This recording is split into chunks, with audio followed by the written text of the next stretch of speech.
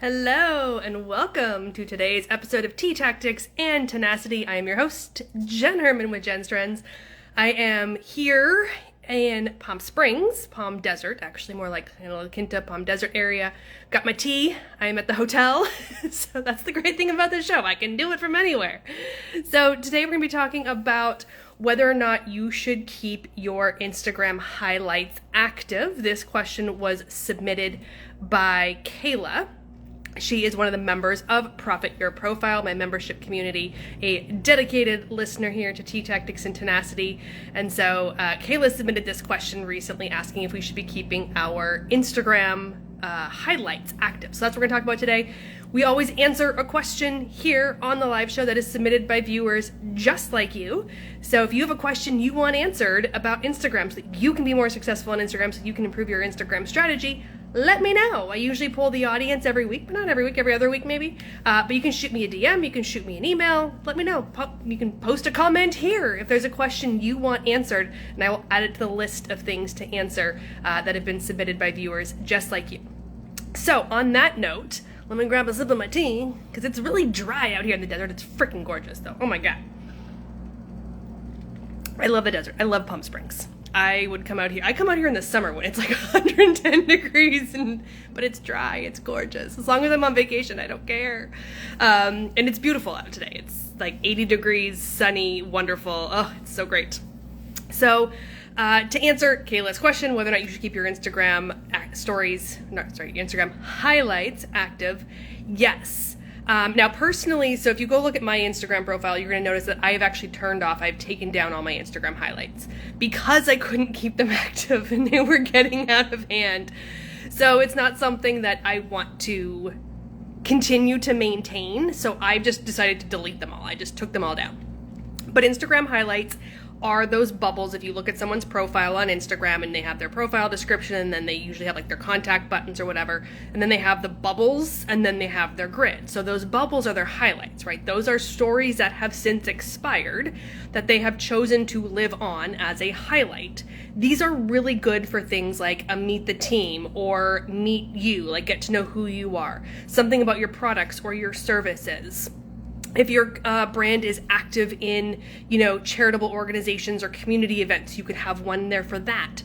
So these are great for letting people know more about you. These should be set up, if you have them on there, for those people who don't necessarily know who you are. These should be for the first-time visitors to get to know you and your brand, your product, your service. Why should they, follow you, or why should they want to work with you, or why should they buy your product or service? So these are your opportunity to convey that to somebody who doesn't know you. Or if you were to, like I said, if you were actively involved in things like charitable events, community events, things like that, you could do one there so you could have all your highlights in there. So somebody could come back and look at it over a period of time that maybe they're already, dedicated followers, but they wanted to go back and see what you did with that event. I have to switch my hands. I don't have my tripod. I forgot to bring my tripod. Sorry, my hand's gonna get tired. So you could have things like that, so people that are your dedicated followers could come back and relive what you did with that event or charitable, gala, or anything like that. So, but in general, those highlights are going to be for your first-time visitors, people who don't necessarily know you. It's a chance to get to know you better. The problem is, a lot of times what we do is we set up these highlights, right? It's like a meet the team, or here's our product line, or whatever it is. And we set this up, and then we forget about it. And we don't update our highlights. And so somebody goes in, they're the first time coming to your profile, they go and look at your highlight, and it's, 92 weeks ago. Like, it's old. And people go, well, is that accurate? Like, is that still who your team is? Is that what you people look like? Is that still your product? You haven't updated your product in 3 years, 2 years? Like, so these are things you want to think about. If you are going to commit to having highlights on your Instagram profile, we want to make sure that they are, that they're current. And so Kayla was asking, should you update them? So yes, absolutely. I don't like things being more than a year. So like once you kind of hit that 52-week mark, they start being questionable in terms of their validity and trustworthiness. It doesn't mean you have to create new content. You could literally take that content, like just literally save the images or just recreate them and then just repost them and then just put those in the highlight and take down the old ones. So now it's literally the exact same content if nothing has changed. Just now the timer starts over, right? Because now it's as of this week, not 58 weeks ago or whatever it was.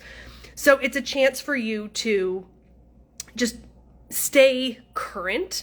If you have employees that have changed out and you have a meet the team one, you want to take down one for employees that have left, you want to put up new ones for employees that have joined.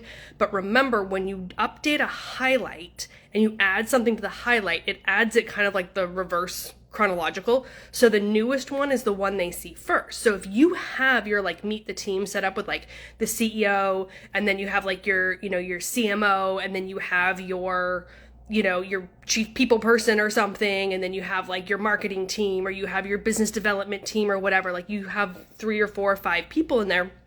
But if, let's say, one of those salespeople leaves, and then you have a new salesperson come, you don't want to just like take out the old salesperson, because that's fine, but then you add the new one. Now that new salesperson is in before the CEO and all the other ones.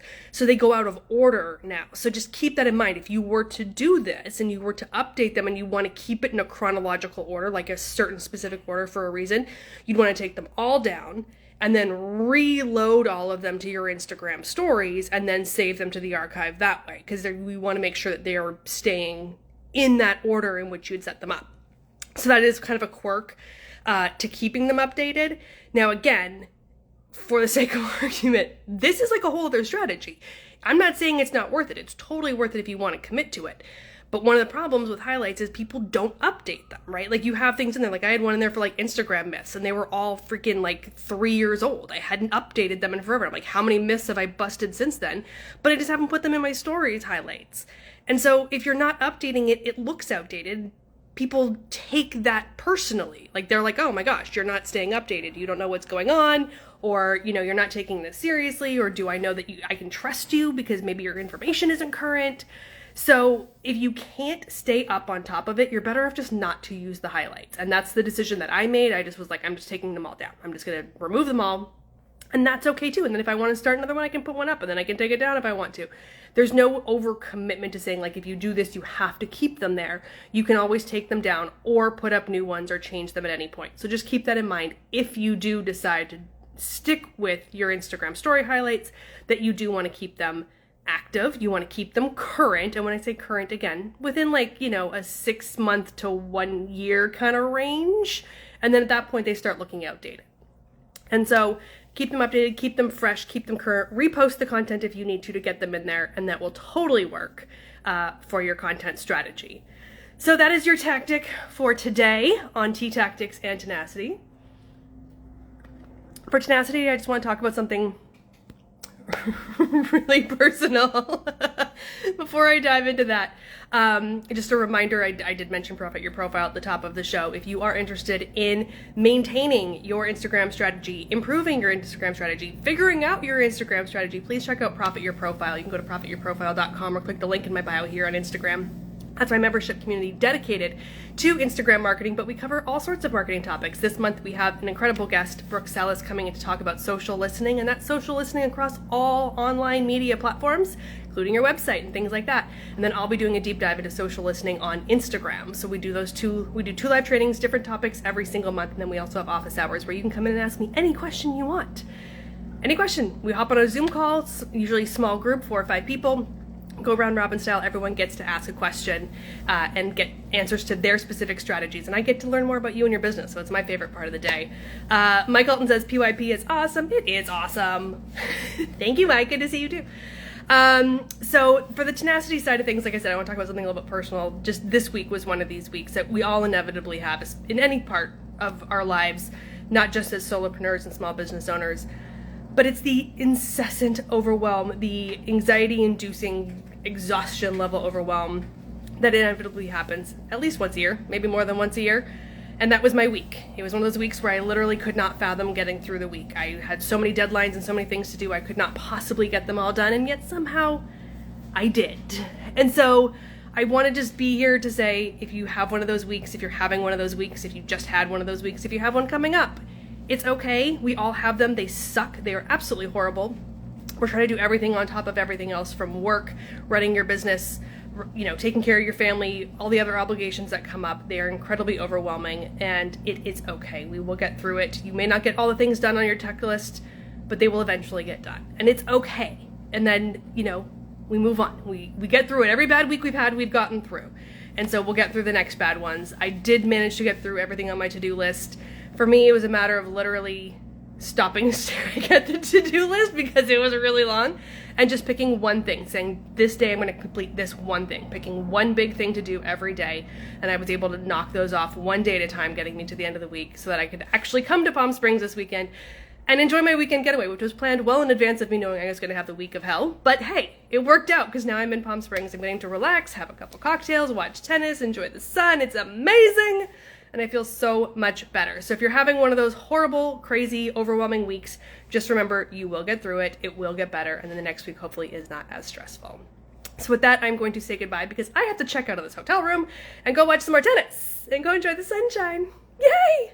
So thank you for hanging out with me today on Tea Tactics and Tenacity. We will see you next week for another episode. If you have questions or anything you want answered with your Instagram strategy, like I said, feel free to drop me a DM. Feel free to drop a comment here on the show replay, and I will happily add those questions to my list of things to answer, and maybe I'll answer your question in an upcoming episode of Tea Tactics and Tenacity. Headpiece calm, thank you. I will have fun. I'm super excited. Thank you to everybody who tuned in live. We'll see you next week. Bye, everybody.